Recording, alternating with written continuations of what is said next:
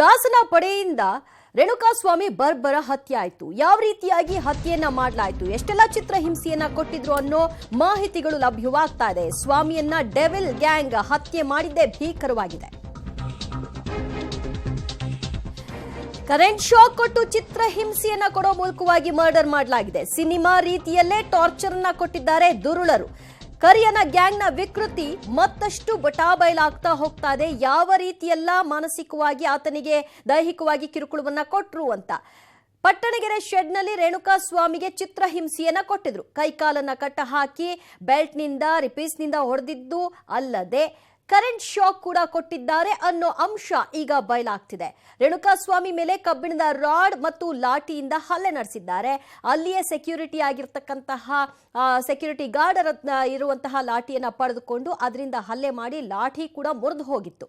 D ಗ್ಯಾಂಗ್ನ ಹೊಡೆತ ತಾಳಲಾರದೆ ಜ್ಞಾನ ತಪ್ಪಿ ರೇಣುಕಾಸ್ವಾಮಿ ಬಿದ್ದಿದ್ದ. ಸೊ ಆತನನ್ನ ಮತ್ತೆ ಎದ್ದೇಳಿಸಬೇಕು. ಅದಕ್ಕೆ ಇವರು ಮಾಡಿದಂತಹ ಖತರ್ನಾಕ್ ಕೆಲಸ ಏನು ಅಂದ್ರೆ, ಪ್ರಜ್ಞೆ ತಪ್ಪಿದಂತಹ ಸ್ವಾಮಿಗೆ ಕೈ, ಕಿವಿ, ಹೊಟ್ಟೆ ಭಾಗಕ್ಕೆ ಪದೇ ಪದೇ ಕರೆಂಟ್ ಶಾಕ್ ಅನ್ನ ಕೊಡ್ತಾ ಇದ್ರು. ಕರೆಂಟ್ ಶಾಕ್ ಕೊಟ್ಟಂತಹ ಆ ಒಂದು ಫೋರ್ಸ್ಗೆ ಆತ ಧಡ್ಡಂತ ಎದ್ದೇಳ್ತಾ ಇದ್ದ, ಎಚ್ಚರವಾಗ್ತಾ ಇದ್ದ. ಅದಾದ ನಂತರದಲ್ಲಿ ಮತ್ತು ಆತನ ಮೇಲೆ ಅಟ್ಯಾಕ್ ಅನ್ನ ಮಾಡ್ತಾ ಇದ್ರು, ಹಲ್ಲೆಯನ್ನ ನಡೆಸ್ತಾ ಇದ್ರು ಅನ್ನೋ ಪೂರ್ಣ ಅಂಶ ಈಗ ತನಿಖಾ ಹಂತದಲ್ಲಿ ಆರೋಪಿಗಳಿಂದ ಹೊರಕ್ಕೆ ಬರ್ತಾ ಇದೆ.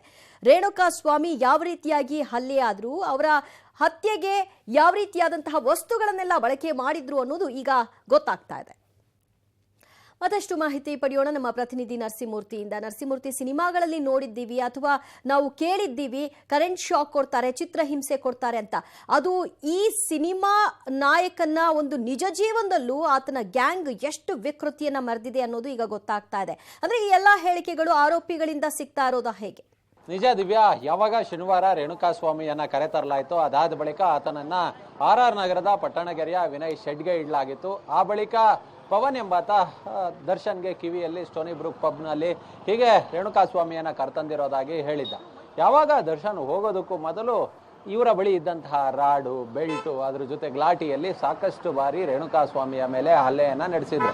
ಇವರ ಏಟನ್ನ ತಾಳೋದಕ್ಕೆ ಸಾಧ್ಯವಾಗದೆ ರೇಣುಕಾಸ್ವಾಮಿ ಪ್ರಜ್ಞಾಹೀನ ಸ್ಥಿತಿಯಲ್ಲಿ ಬಿದ್ದಿದ್ದಂತಹ ಸಂದರ್ಭದಲ್ಲಿ ಆಗ ಇವರು A8 ಆರೋಪಿ ಧನರಾಜ್ಗೆ ಹೇಳಿ ಒಂದು ಆ ಶಾಕನ್ನು ಕೊಡೋದಕ್ಕೆ ಅಂತೇಳಿ ತರಿಸ್ತಾರೆ. ಆ ಶಾಕನ್ನು ಎಲೆಕ್ಟ್ರಿಕ್ ಶಾಕನ್ನು ಸಹ ಕೊಡ್ತಾರೆ. ಆತನ ಎದೆ ಭಾಗ ಇರ್ಬೋದು, ಹೊಟ್ಟೆ ಭಾಗ ಇರ್ಬೋದು, ಇಲ್ಲೆಲ್ಲ ಕಡೆ ಶಾಕನ್ನು ಕೊಡಿಸಿದಂತಹ ಸಂದರ್ಭದಲ್ಲಿ ಆತ ಪ್ರಜ್ಞೆಯನ್ನ ಕಳ್ಕೊಂಡಿದ್ದಂಥವನು ಪ್ರಜ್ಞೆ ಬಂದ ನಂತರ ಮತ್ತೆ ಆತನ ಮೇಲೆ ಹಲ್ಲೆಯನ್ನ ನಡೆಸುವ ವಿಕೃತ ಮನಸ್ಥಿತಿಯನ್ನ ಇವರೆಲ್ಲರೂ ಕೂಡ ಹೊಂದಿದ್ರು ಅನ್ನೋದು ತನಿಖೆಯ ವೇಳೆ ಗೊತ್ತಾಗಿದೆ.